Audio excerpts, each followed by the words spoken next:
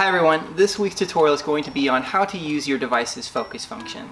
And with that, we're going to be learning how to properly expose your images so that when you take pictures, they always have the correct level of brightness. Now, it's important to know how to use these functions, but equally as important to how is when. What's the right situation in which we need to use these techniques? Well, we're going to be putting all of these techniques to the test in this week's photography challenge. So with that, we're going to go over our 4 techniques so we can get started with this week's challenge.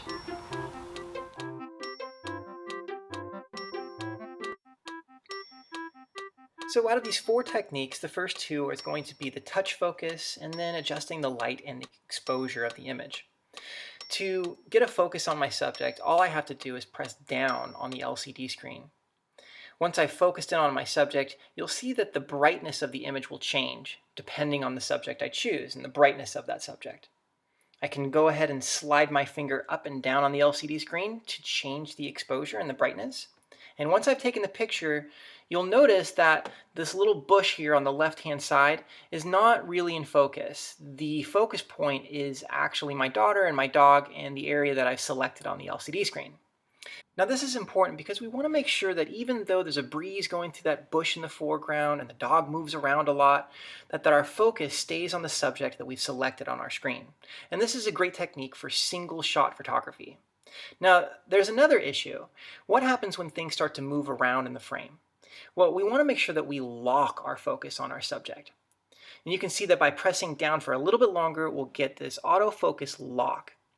And what's so great about that is when we take multiple images, say we're trying to find the best one out of several images, what we want to do is make sure that that lock stays on the subject that we selected.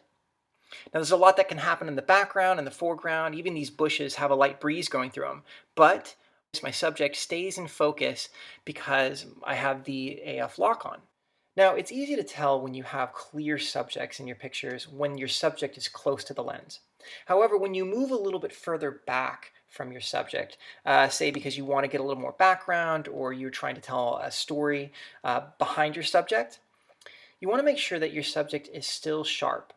So there's a technique for ensuring that we can still get a sharp subject even though we've moved ourselves a little bit further away from them.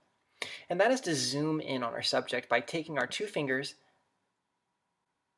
pulling apart the LCD screen. This will help us magnify our subject, and then from here we simply press on our subject, hold it down, and this will give us our autofocus lock. From here we can zoom back out to the lens's normal distance, and from there we can take our picture. And you can see by looking at the final results that the images have clear subjects. So those are our 4 steps for achieving focus, changing lighting, making sure that your autofocus lock is on, and then how to do a zoom in lock. Please remember these steps as you will be required to use them at the end of the week for your photography challenge.